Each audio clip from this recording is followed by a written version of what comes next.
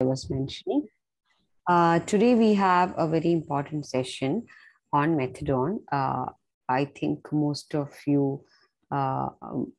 places don't have experience or don't have access to methadone at the moment. But this is a very, very wonderful drug and very useful drug when you work with pain and palliative care. So we have started using methadone for last few years, and we have with us Dr. Sunil. Dr. Sunil, you have seen him before during the session on opioids, but just to remind, just briefly introduce him. Dr. Sunil is the additional director of TIPS. TIPS is a WHO collaborating center for training Pali in India. And he's leading all the departments like clinical services, academics, as well as research department. So Dr. Sunil has a lot of experience in starting the use of methadone in our institute, right from the beginning of receiving methadone, the first order placement, and now we do use that quite a lot. So he's the right person to talk about methadone. Welcome you, sir, for today's session. Thank you, Sridevi. Good afternoon, everybody. We already talked about step 3 opioids and step 2 opioids. So you know about tramadol, codeine, tapentadol, and morphine, fentanyl, etc. Today we are going to talk regarding methadone. So let me share the PowerPoint presentation.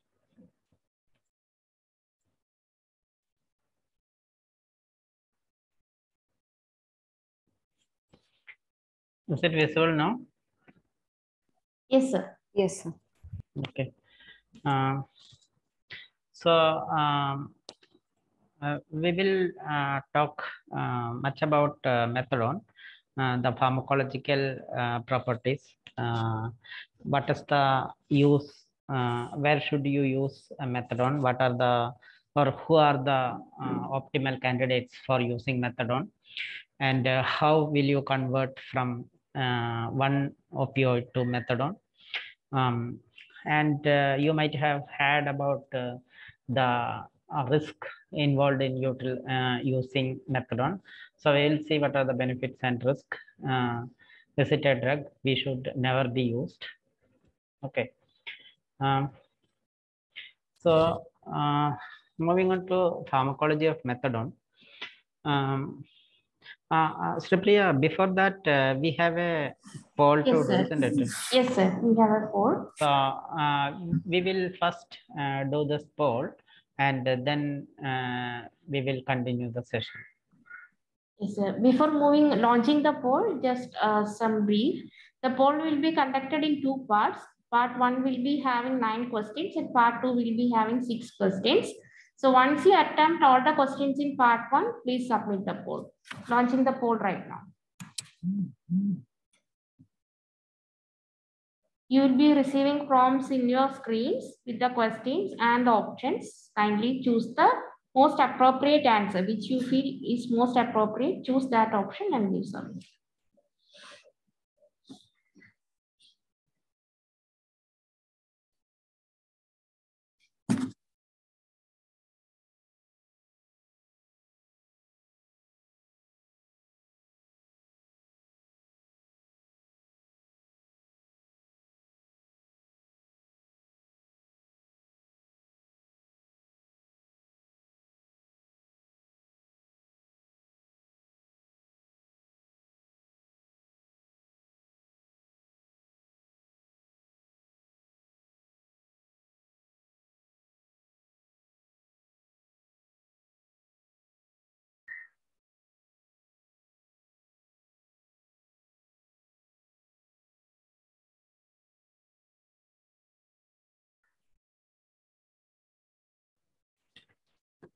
Only 2, 3 has completed now.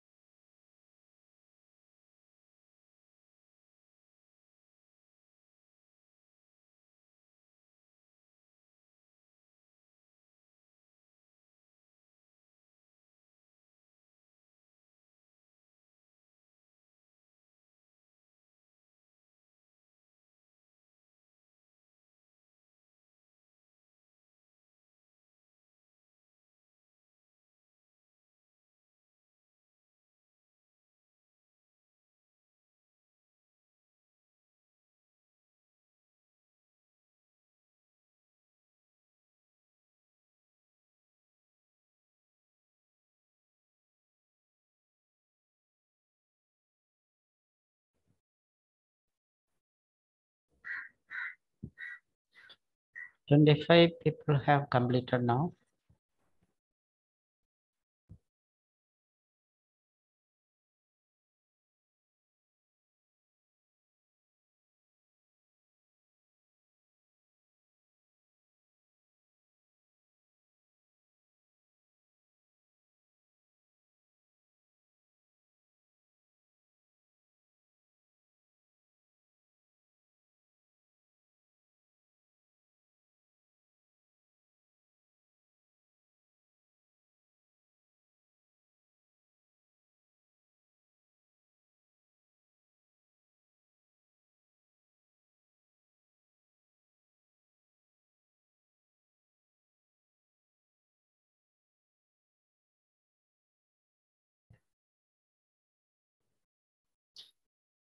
It's not moving from 29. It stands still. So 15 more has to do this. I request all the others who has not done, please do it. Please do let us know if you are facing any kind of difficulty, like the question is not written.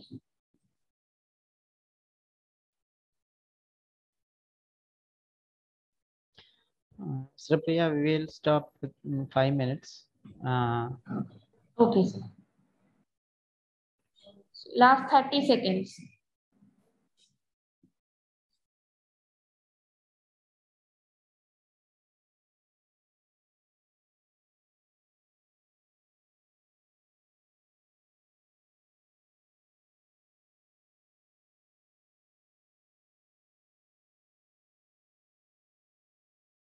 Last 10 seconds.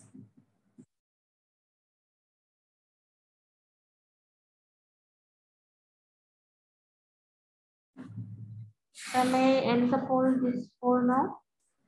Yes, please. And launch the other one. Launching the part 2 poll.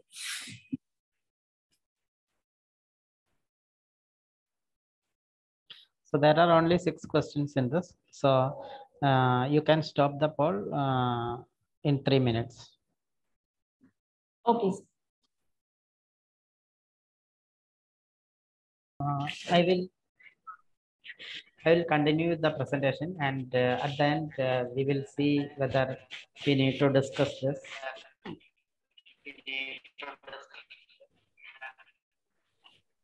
So there is some echo. Yes, sir. Checking on.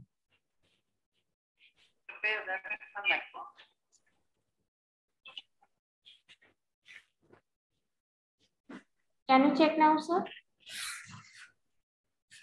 I think now it's okay. I think.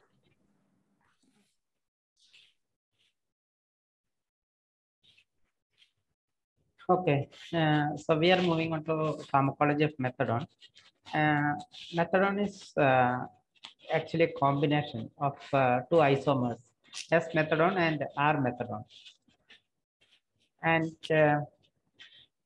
you know that opioids act on opioid receptors, and morphine, fentanyl, those all are mu opioid receptor agonists. But methadone acts on all opioid receptors like mu, kappa, and delta as agonist. So it acts on all the 3 opioid receptor as an agonist. And it is an NMDA antagonist as well. So can any of you tell me which other NMDA antagonists you know? Anybody?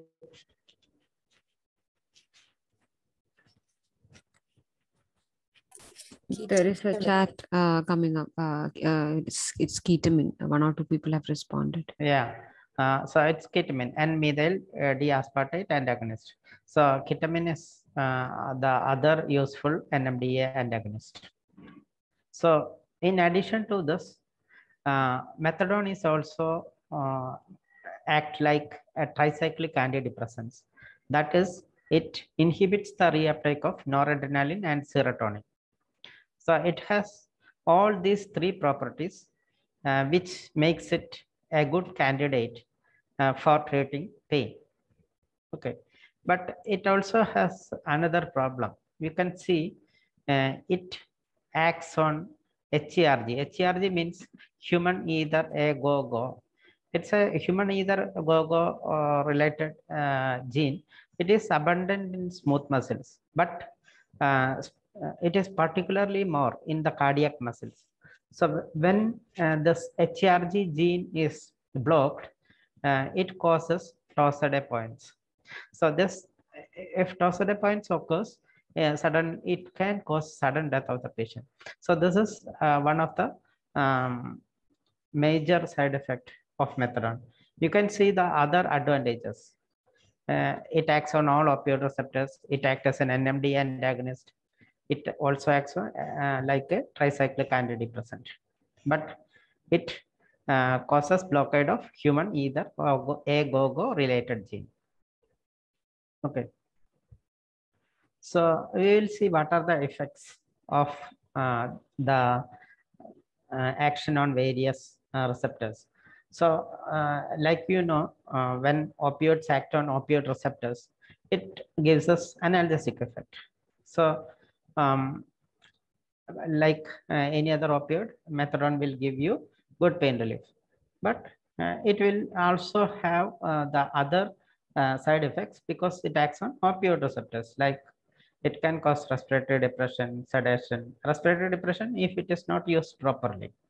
And we know the usual side effects of opioids: constipation, nausea, and the rare side effects like itching, urinary hesitancy. All this can occur. What is the or what are the advantages of methadone as an NMDA antagonist? You can see here 4 patients who are on thousands of milligrams of morphine dose equivalent. The patient D is taking about 1,000 milligram of morphine equivalent. C is taking about 2,500, and patient B is taking 8,000 milligram of morphine equivalent, and the patient A taking 12,000 milligrams of morphine equivalent. So even with this, the patient doesn't have proper pain relief. So all these patients were started on methadone 10 milligram 8 hourly, and all these patients had very good pain relief with 10 milligram of methadone. This is because because of the effect, because of the various effect of methadone. It acts on 3 receptors. It acts as an NMDA antagonist, and it also has an impact on tolerance. Can any of you tell me what is tolerance?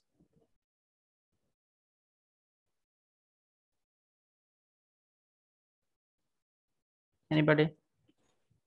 When continuously used, the dose, you will get tolerant to the dose and it will no longer act.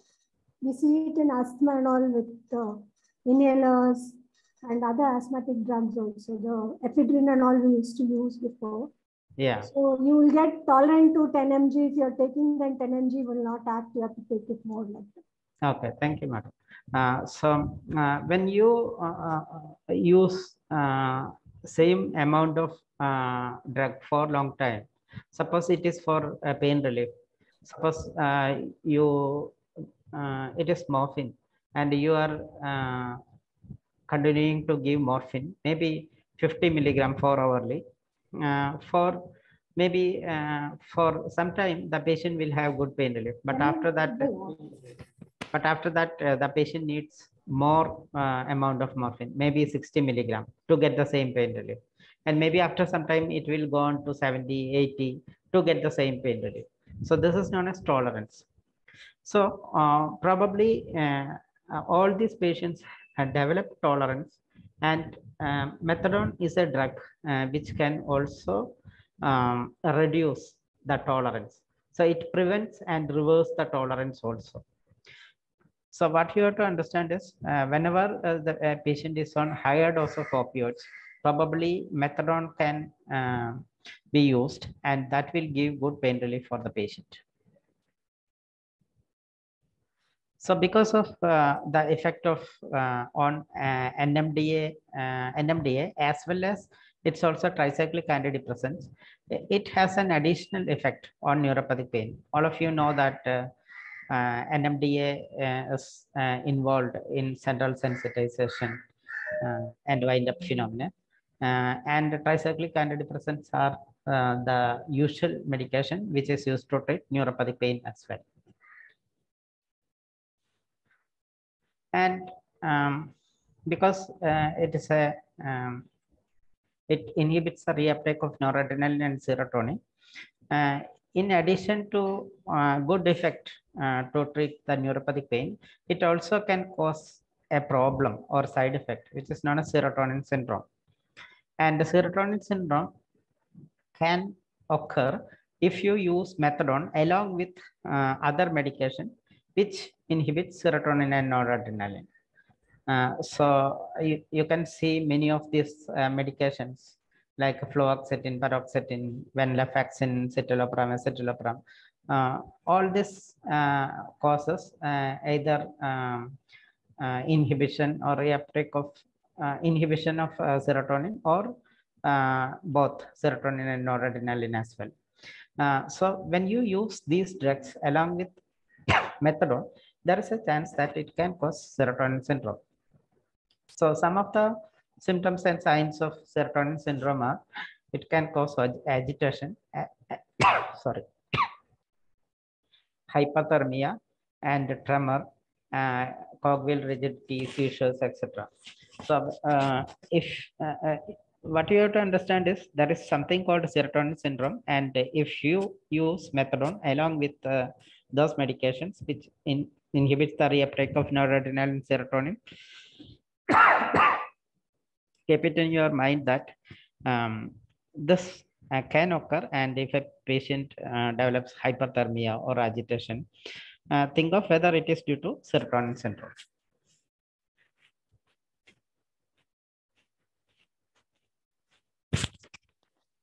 So methadone can be used in two situations. One is in the pain management, and the other one is in opioid substitution therapy for opioid use disorder. And regarding the pharmacokinetics, methadone is absorbed orally, and its bioavailability is high compared to morphine. What is bioavailability of morphine if you use orally? Anybody?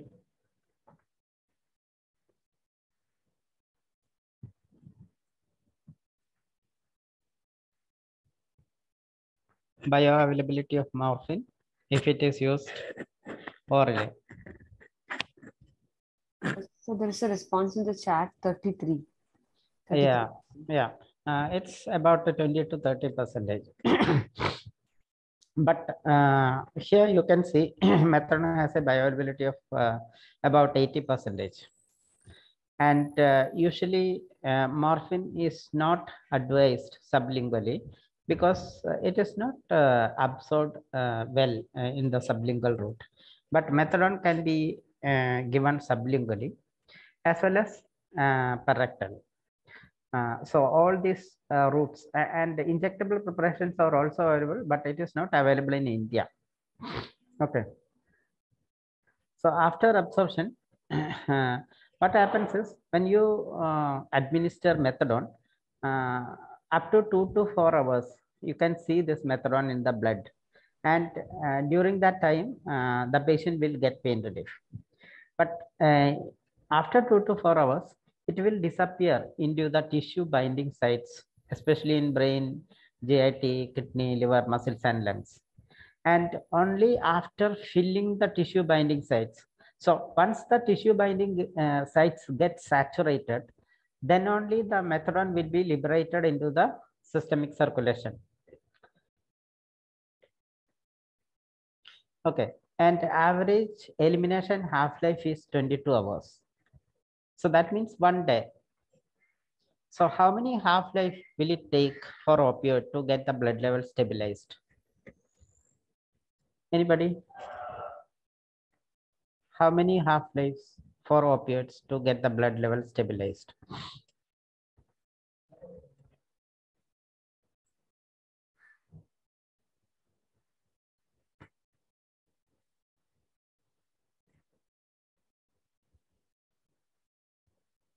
Any answers, Sridevi?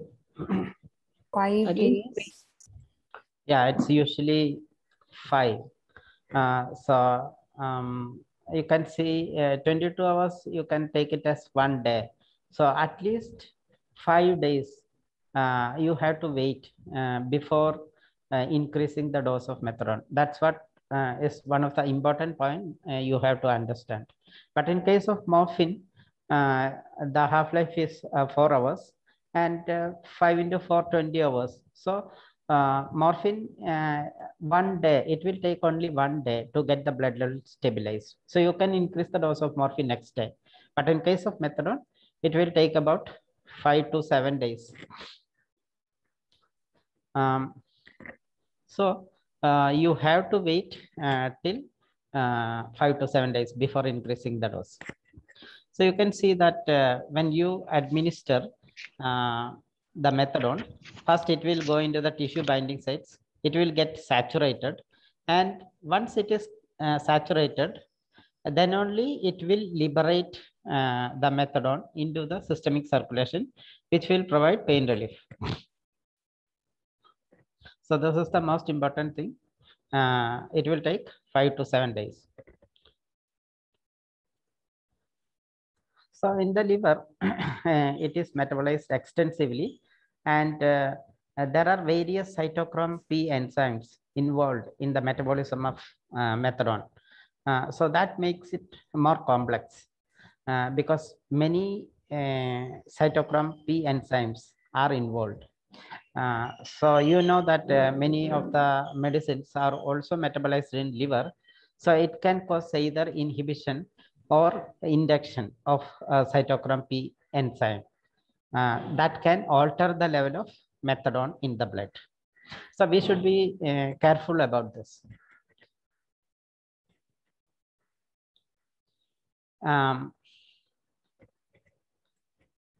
So there are we already talked about a human either ago related gene blockade due to methadone, and it can cause torsade points in some patients.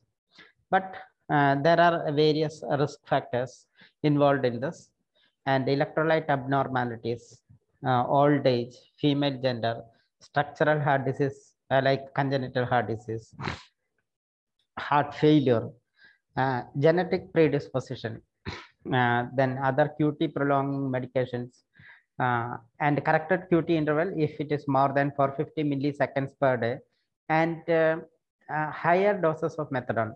All these are risk factors for torsade points.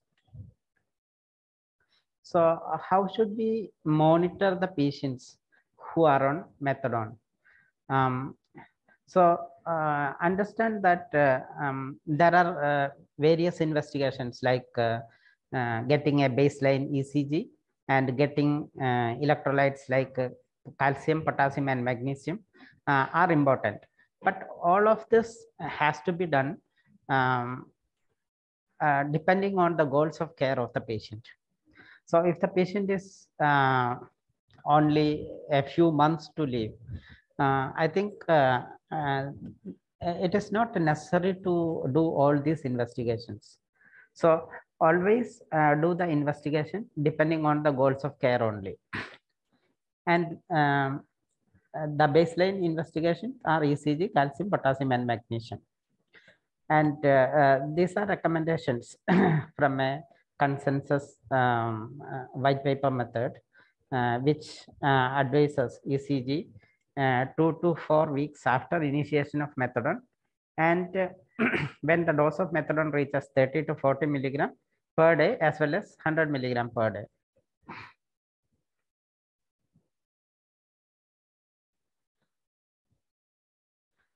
So we talked about prolonged QT interval, which can occur in patients with methadone. but this is a study conducted by MD Anderson Cancer Center in 100 cancer patients. And they actually monitored the ECG changes from baseline and after 2 weeks, 4 weeks, and 8 weeks. And they found out that there is no clinically significant problem that has occurred in patients who were on methadone. So they used less than 50 milligram of methadone in all the patients. So this study, even though it is the number of patients involved is small, what we need to understand is if you use lesser doses of methadone, that may not be a risk factor for developing torsades. In palliative care, we use methadone in smaller doses. We need only less than 30 to 40 milligram per day. That usually will not cause any QT, any torsade points. So it can be safely used. And many of the studies on QT interval and torsade points are from patients who are on substitution therapy, and they need to use hundreds of milligrams of methadone. So as you know, the higher the dosage of methadone, the chance of producing torsade points are more. So in palliative care, pain and palliative care, we are using smaller doses of methadone, which is actually beneficial for the patient, and it may not cause torsade points. And I talked about the drug interactions of methadone, because methadone is metabolized in liver by cytochrome P enzymes. So cytochrome, we know we use many cytochrome P inhibitors, like protease inhibitors, which are used to treat HIV patients, as well antifungals like fluconazole, cyclosporin, macrolide antibiotics like azithromycin, erythromycin, etc.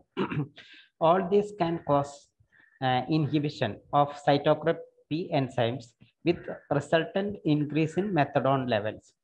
So if you use macrolides or azole antifungals, maybe it is wiser to decrease the dose of methadone by 30% or 30 to 33%.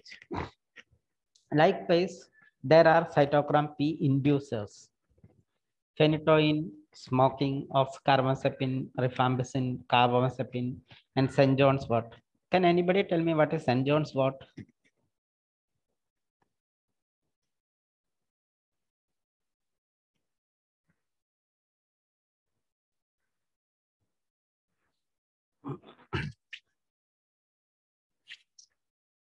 Anybody? Methyl salicylic acid.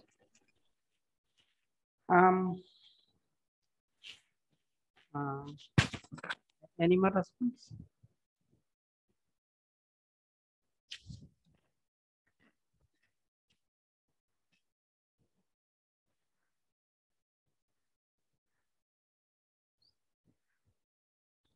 Okay. So actually, St. John's wort is a plant, yellow flowering plant, which is usually seen in Europe. And they use this plant's pulp and make it a syrup for many diseases, even for treating depression. But its effect is not proven. So this Ayurvedic medication can actually cause interaction with methadone. So if you use cytochrome P inducers, there is a chance that you will have decreased methadone levels in blood and can have resultant decreased pain relief.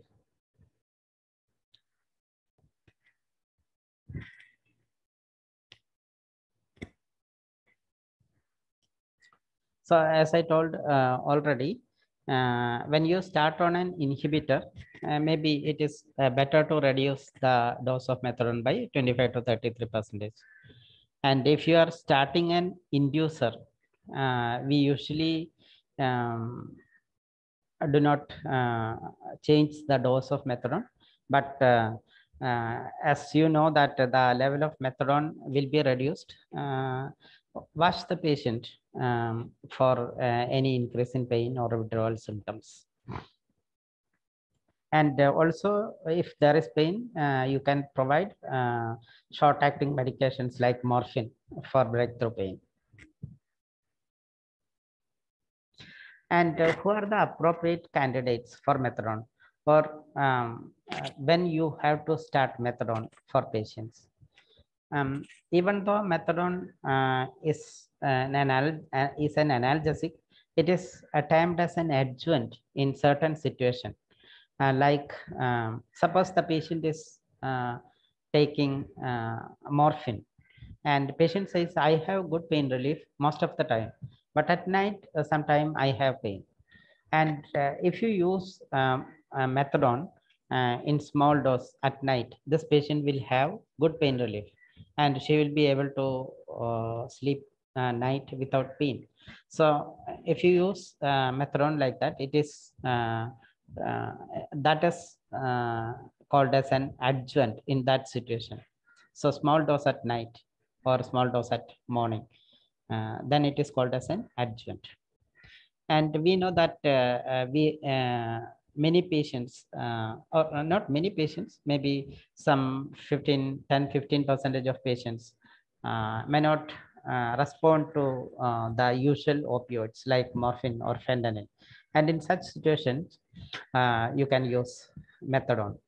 And if the patient has significant renal impairment along with severe pain, then methadone is another choice, because methadone is excreted mainly through the bowel.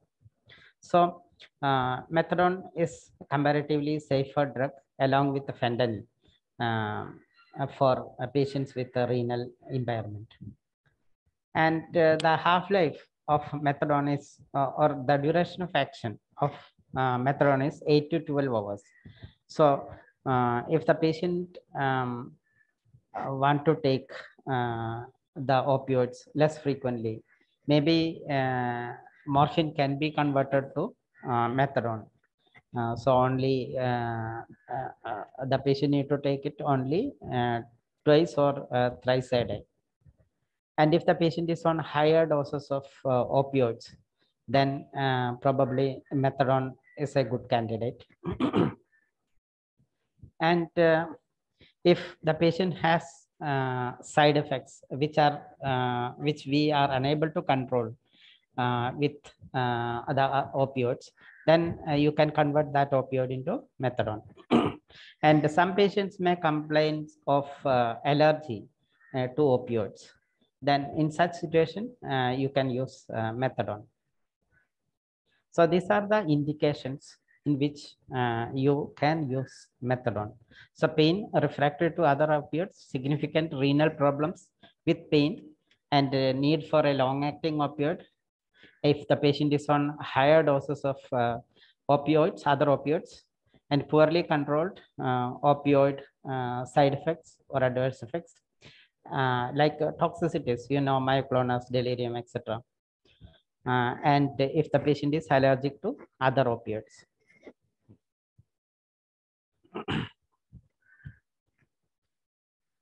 And who are the inappropriate candidates? So before starting methadone, you should ask some questions to the patient to find out whether that patient is a good candidate for methadone. So if there is family history of sudden death, this may be due to Torsade points or congenital QT syndrome. You will get a history of sudden unexplained death in families. You should not start patient on methadone in such situation. And corrected QT interval more than 500 milliseconds. And we know that many of the patients will not take medicines properly. And if they don't have a caregiver, then that will be adding to the problem. In case of methadone, if there is no reliable caregiver, then it is better not to start on methadone, because it is not like morphine. Morphine has a half-life of, all of you know that it is 4 hours. But in case of methadone, it will take 5 to 7 days to get the blood level stabilized. So the patient may take more methadone, and the effect will be seen after 1 week. And the patient may be drowsy or comatose, and reversing it might be a problem. So don't start methadone if the patient doesn't have a reliable caregiver. And if you are unable to follow up, don't start. And it is also not good medication in case of acute pain crisis, because the blood level, it will take 5 to 7 days. So in acute pain crisis, start patient on short acting opioids like morphine. So in India, we have two formulations are available: tablet and syrup. So tablet is 5 milligram tablets. As a syrup, 1 ml contains 5 milligram.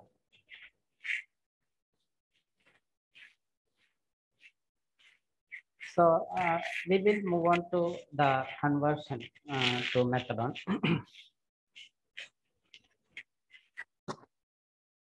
So there are many types of conversions available.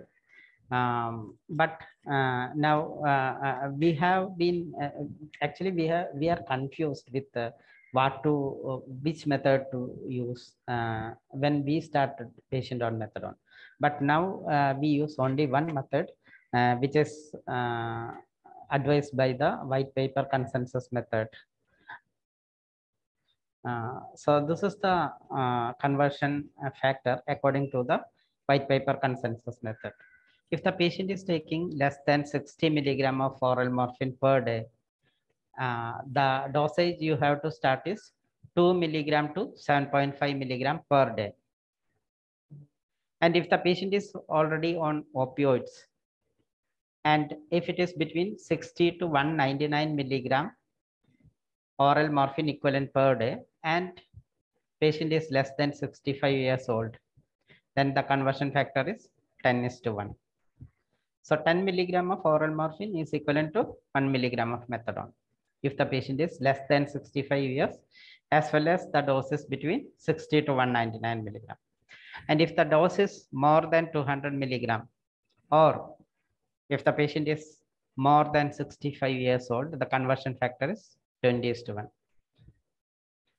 So this is the conversion method which is commonly used all over. And regardless of the dose of oral morphine equivalent the patient is on, never start the patient more than 30 to 40 milligram of methadone per day. Whatever be the dose of the opioid, we already saw that many patients who were on thousands of milligrams of morphine, one patient was on 1000 milligram, 2000 milligram, 12,000 milligram, but all the patients got good pain relief with 10 milligram 3 times a day. So please keep it in your mind. Don't start more than 30 to 40 milligrams of methadone per day.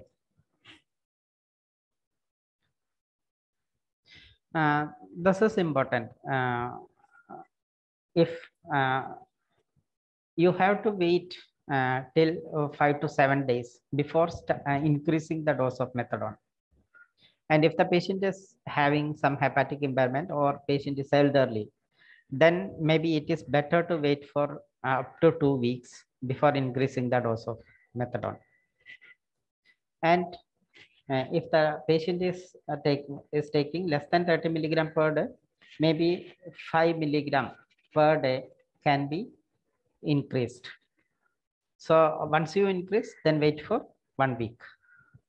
And if the patient is taking more than 30 milligram per day, maybe 10 milligram can be increased, and wait for 1 week before further increase.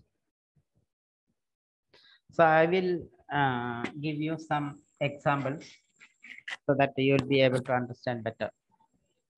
So this is a 37-year-old man who was diagnosed with carcinoma of the buccal mucosa in 2018.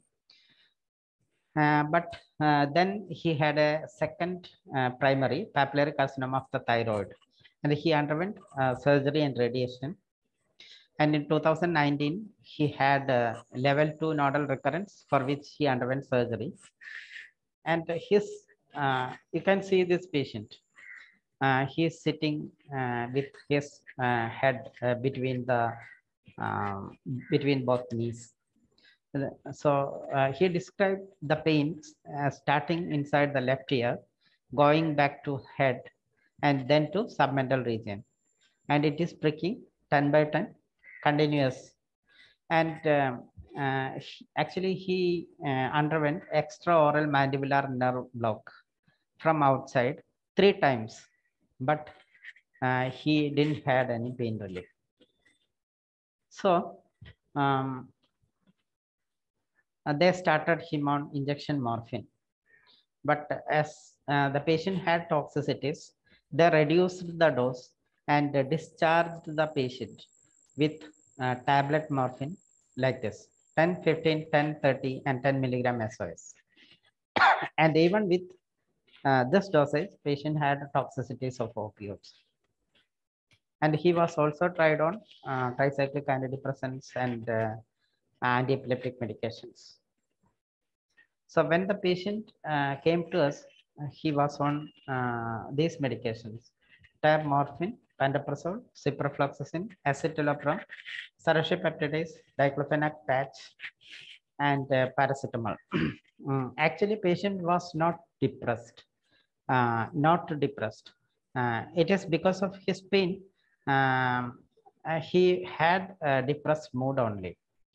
He was not in actually clinical depression. So, what are the indications for starting methadone in this patient? If you want to start methadone, can anybody tell me?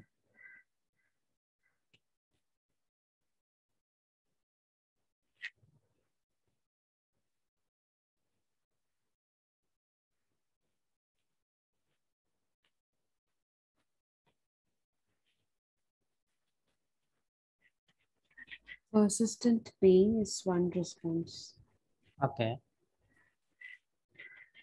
Anyone else?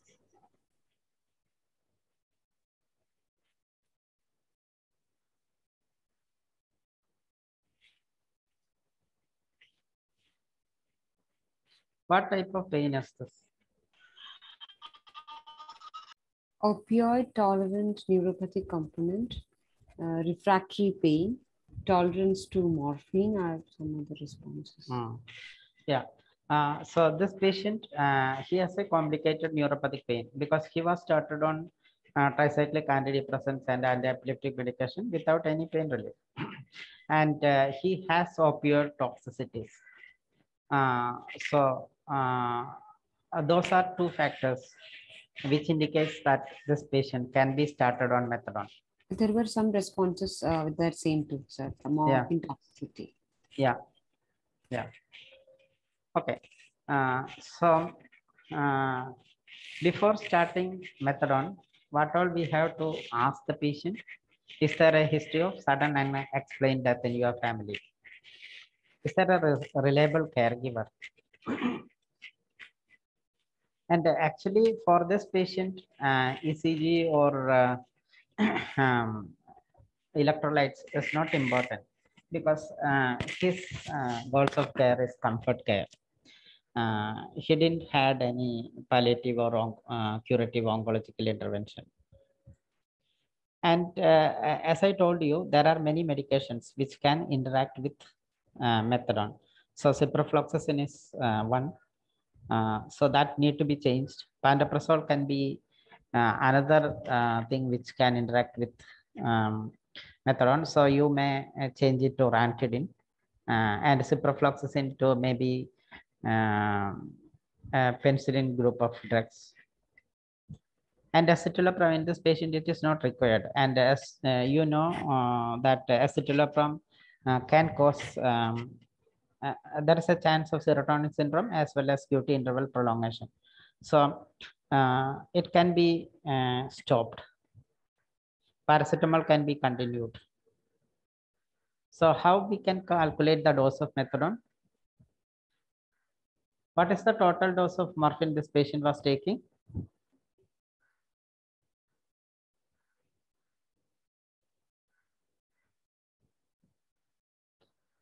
He is taking 65 milligrams, isn't it? 10, 15, 10 and 30. So it's 65 milligram. So what is the conversion factor? What conversion factor will you use in this patient? He's a 39-year-old. He's 39, isn't it? Oh, sorry, 37. What is the conversion factor? Anybody?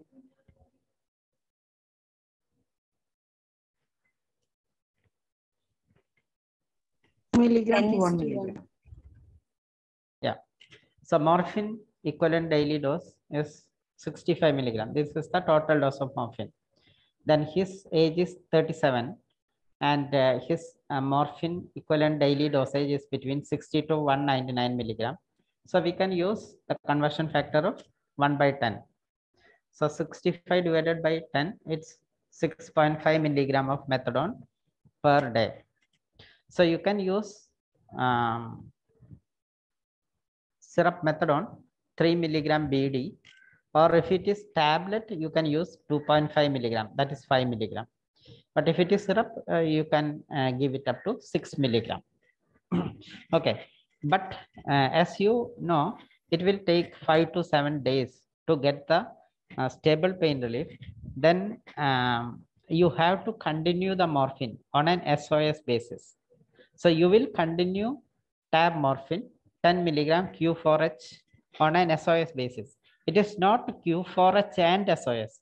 It is Q4H on SOS basis. So suppose you have given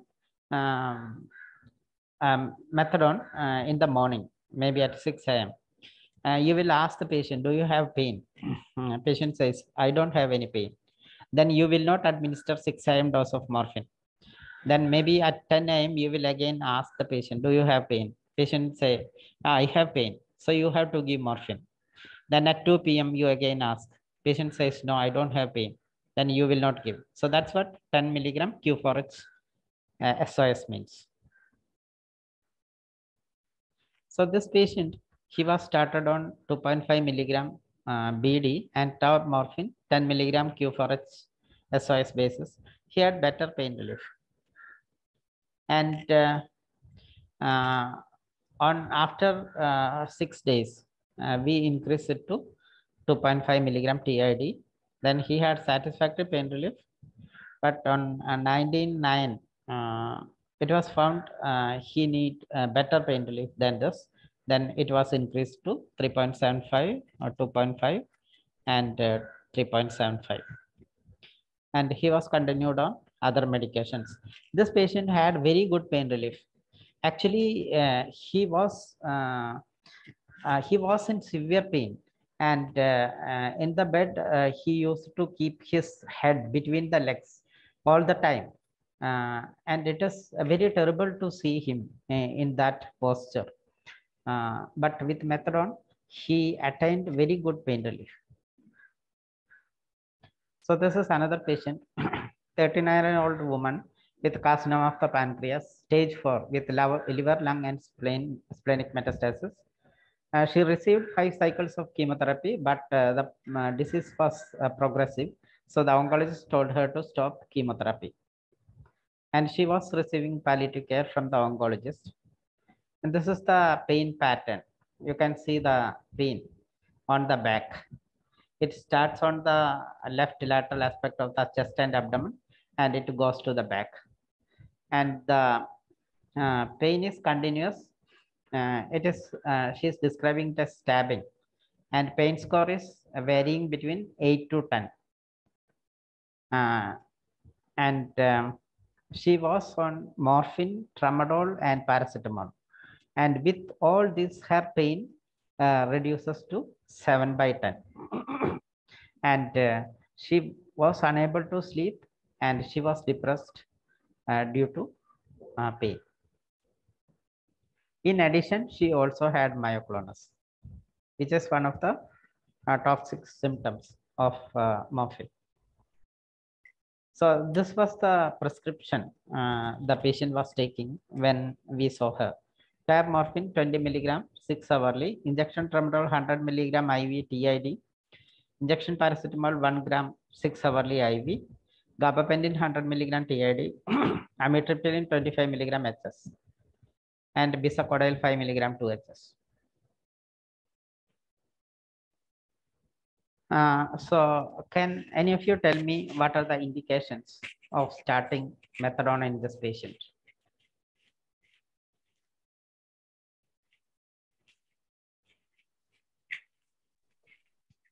She has secondaries in the liver, you know. How can you start? Okay. Cannot start one methadone.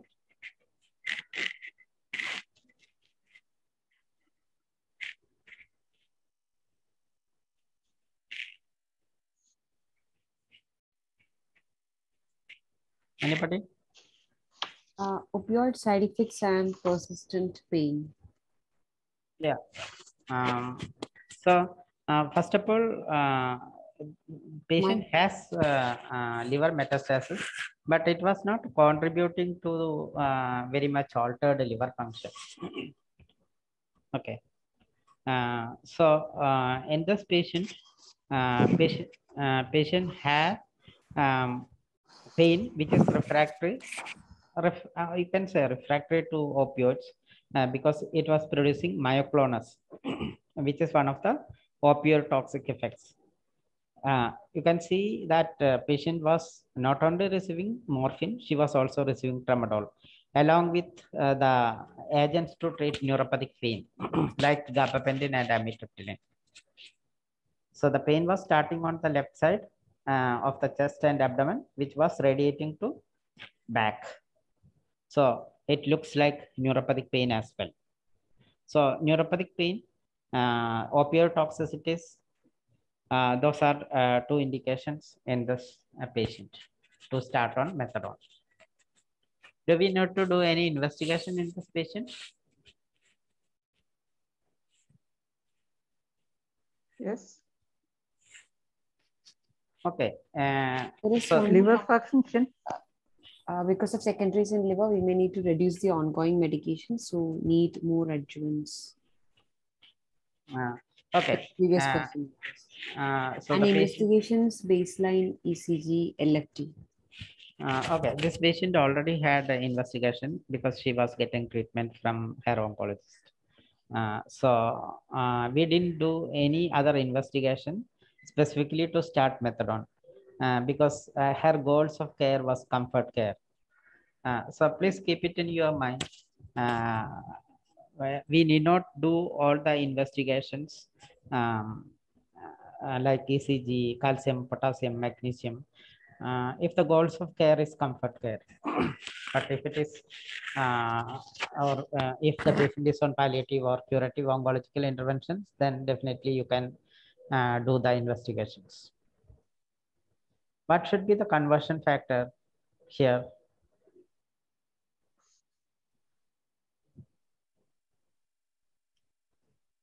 So for understanding the conversion factor, we need to know how much morphine equivalent this patient is on.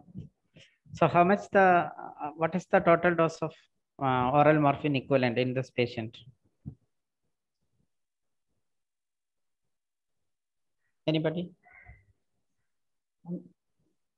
5 milligram. No, I am asking conversion factor. Sir, it's written 80, 80. Two responses. 80? Sir, one response is 80 milligram, but the other is just 80. 80. Okay. What is the total oral total morphine equivalent this patient is taking? So there is 20:1 is also another response with That 8 is milligram of conversion factor. So for understanding the conversion factor, we have to calculate the total daily dose of morphine equivalent So this patient is taking morphine as well as tramadol. You have to convert the tramadol to oral morphine equivalent. Okay. So patient was taking morphine 20 milligram 4 times. So it will come to 80 milligram. Now we need to calculate the corresponding or oral morphine equivalent of tramadol. So she was taking total 300 milligram of tramadol. So you have to divide it by 10. That is the potency. 1 by 10 is the potency of tramadol compared to morphine. So that will come to 30 milligram. So this patient is taking total 110 milligram of oral morphine per day. Now the conversion factor will be 10:1 because the patient's age is 39 and she's taking oral morphine between 60 to 199. It's 110, isn't it? So the conversion factor is 10:1. So the methadone dose would be 110 divided by 10, only 11 milligram. So maybe start with tablet methadone 5 milligram BD. So this patient was started on methadone on 17/2/2021, along with morphine 20 milligram Q4H SOS. And this patient had excellent pain relief for 2 months. Actually, she was unable to move from her home. And these 2 months, she was telling that she utilized it very well and she had a very good quality of life. So this was another story in which the patient had very good pain relief. So this is another patient, 40-year-old man with advanced malignancy of the lung, who complains of pain on both lower limbs. And he had a T12 compression due to metastasis. He was complaining of burning pain, which was continuous. And patient is on tab morphine, 40 milligram Q4H and SOS. So is there any indication to change this patient on to methadone?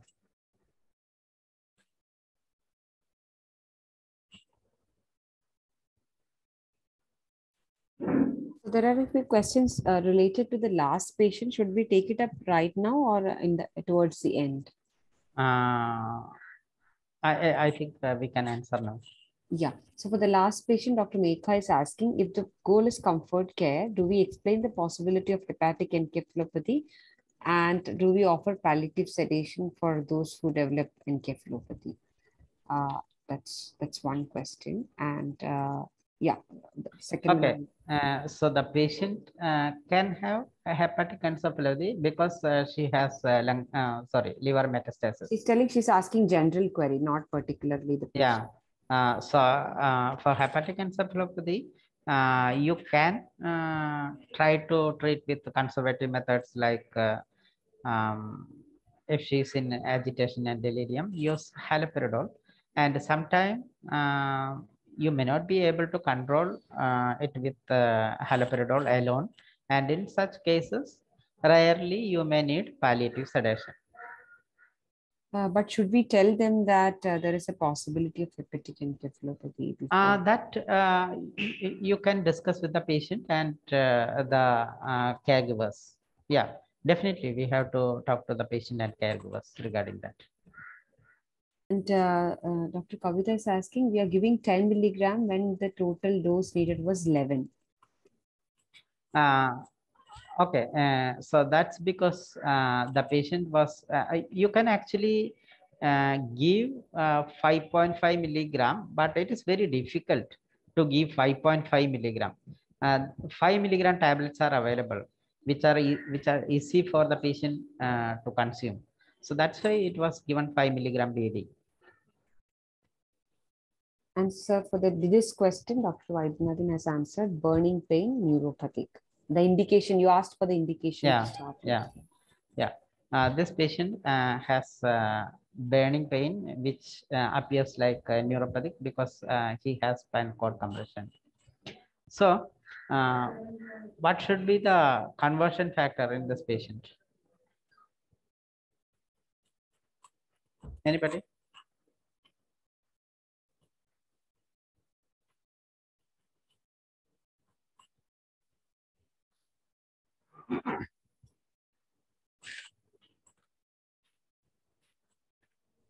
Conversion factor?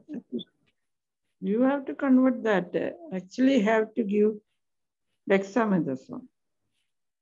Yeah, all that has been done because a patient had spinal cord compression and he was treated with palliative radiotherapy as well. But still the patient had this severe neuropathic pain.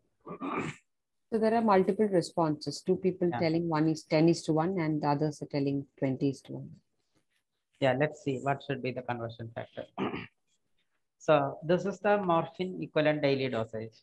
He was taking 40 milligram, so 6 times per day. So it is 240 milligram. Patient age is 40, isn't it? So that's okay. But the usage of morphine is more than 200 milligram per day. So the conversion factor is 20:1. So that dose of methadone required would be 240 divided by 20. That will come to 12 milligram of methadone. So you can either start on tab methadone 5 milligram BD or syrup methadone 6 milligram BD along with tab morphine, Q4H09, SOS versus. You have to continue the bisacodyl. So I think these are some important things about the methadone, and a few points to recollect from methadone is it has many mechanisms of action. So it acts on all the opioid receptors. It acts like a tricyclic antidepressant. It is also an NMDA antagonist, which all can provide you good pain relief. And one of the major concern for health professionals is the blockade of human either agogo related gene, which can produce uh, torsades and prolonged QT interval. But it has seen that the studies on torsade points and prolonged QT interval, which were done on patients who are on substitution therapy with methadone. So these patients will be on higher doses of methadone, more than hundreds of milligrams of methadone. So in such patients, definitely there is a case for torsade points. But the dose which we required for pain relief is less than 30 to 40 milligram per day, which is considered to be a safer dose. What you have to understand is it is safer to start the patient on methadone on lower doses. And the methadone is metabolized in liver. So there are many cytochrome enzymes involved in metabolism, and various medications can interact with the cytochrome P enzymes, which can either reduce the level of methadone or increase the level of methadone. So it is important to see what are the medication the patient is taking, and even the Ayurvedic medications can cause interactions with the methadone. Just keep it in your mind. Don't methadone will take about 5 to 7 days to get the blood level stabilized. So don't increase the dose of methadone till 5 to 7 days. But in case of patient with hepatic impairment, or if the patient is elderly, it is better to wait for up to 2 weeks. That's what literature advises. So patients who are ideal candidates for methadone therapies, patients with complicated neuropathic pain, patients who are on higher doses of opioids, patients with renal failure in pain, then true allergy to other opioids. It can also be used as an adjuvant. Okay, so those are a few important points from methadone. Thank you, sir. Are there any questions regarding methadone? We can ask and discuss right now.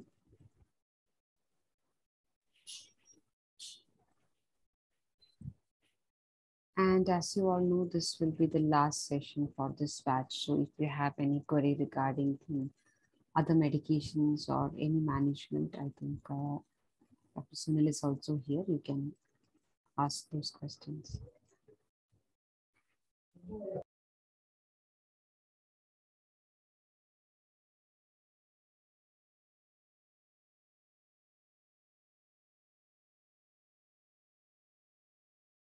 Yes, Dr. Vaidyanathan, please. Sir, like both with related to methadone and morphine tablets. Say, for example, we are giving 5 milligram BD. I want to increase it to 7.5 milligram. So if we break the tablet into half, are we assured that we are going to give only 7.5 milligram? Or is there any erratic absorption? Or I just want to know whether if we break it into half, are we assured that what we are going to give is only exactly half of what it is 5 milligram? Or do we have to take certain any special precautions, both with regard to morphine sustained release tablets as well as methadone? Morphine sustained release tablets should not be broken because yeah, but methadone is not a sustained release tablet that can be broken. And yeah, usually when you break, we don't know how the people breaks, and depends on that, but usually it should be okay. If you mean 7.5, break it, and it should be giving the pain relief of 7.5. What I'm asking is, I don't know how it is done. I have not been using oral tablets for quite a long time now. I was doing my post-graduation, probably we used to specifically tell them that it has to be cut neatly and then it has to be mixed with some ragi or something like that, and it has to be chewed like that. That's one strange instruction which we used to give. I don't know, like I don't know the logic. I forgot actually. I want to know the practice what it is now. Like okay, yeah, it should be cut clean. Otherwise, one of the half will be more. That's for sure. It's the only thing. Otherwise, it's Yeah. no question of any erratic observation or Yeah. anything. Okay, sir. Thank you. Thanks, sir.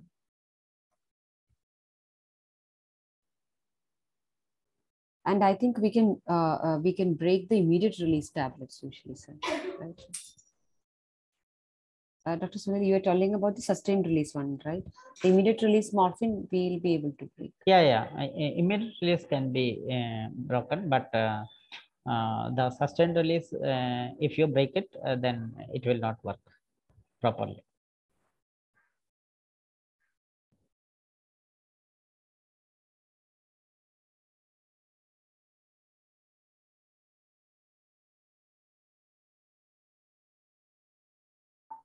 Any other questions regarding the methadone?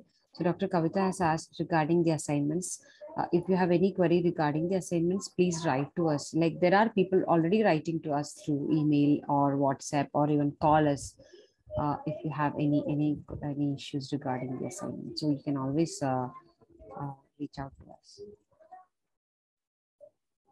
Any session specific questions? And there were some questions received from Dr. Madhu on opioid availability. And I have just sent the answers to those questions. So if anyone else have questions on opioid availability or any other sessions, please write to us, or some of the questions you can clarify right now. And specifically on methadone, I think Dr. Sunil is the best person to address those questions.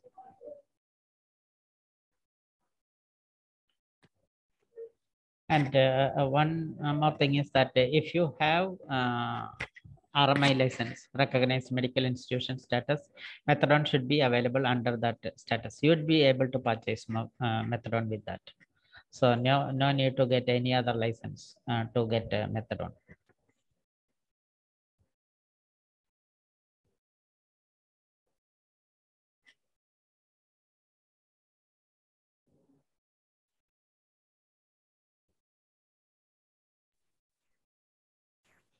Any other questions? Yeah. For how long should we give methadone if one's pain relief is Pain relief is adequate. Is that what you mean, Dr. Direction? For how long should we give methadone if once there is pain relief, right? And should we continue with morphine? 1 minute. Let me see the question.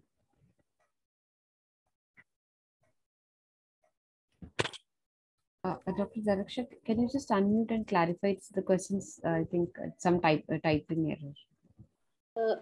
Yes, ma'am. I was just want to ask that if we start a methadone and the pain is relieved, so should we continue with the methadone or we should stop it and continue with morphine?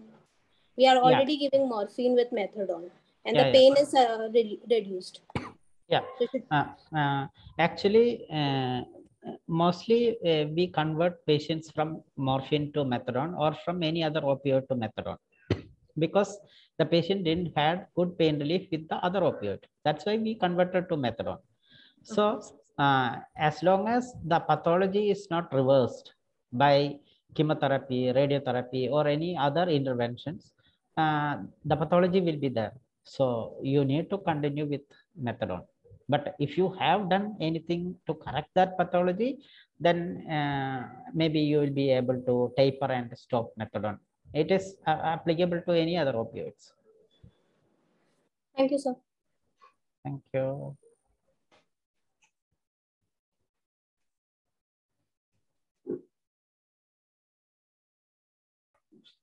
Any other questions?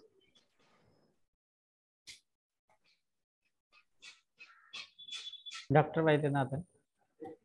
Sir, this is with regard to opioid availability. Yeah. Either you or Dr. Sridhar can take it. Like we want to just have the forms sent to our email. It is that form C or something like that. The things what we need to fill to go for the RMI status. That's one. We can. Yes, sir. Can you send your email ID in the WhatsApp group or share it with Sepriya or somebody? We'll send that, sir.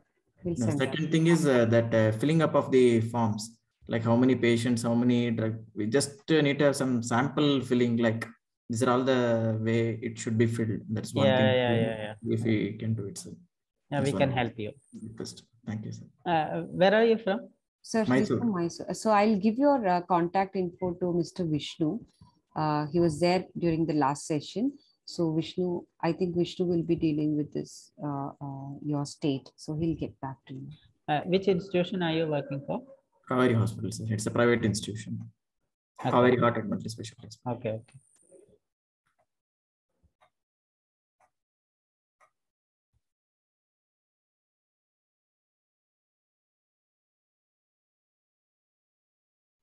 I'll send that. I'll pass the information to the team and they'll be able to contact you. And all the forms will be, those who are like later on, if you want to go through the forms, please go to the website and there will be a button or website of Calimeter. There is a provision called resources. When you click on the resources, you will get all the documents. If you want on opioids, if you want something on the policy, if you want something, some information on the caregivers, training. So you can click on each button and then you will get all the resources. If you want the policy related to end of life care, the document, ICMR guidelines and the glossary. So you just click on that and you will get all the materials available under that topic.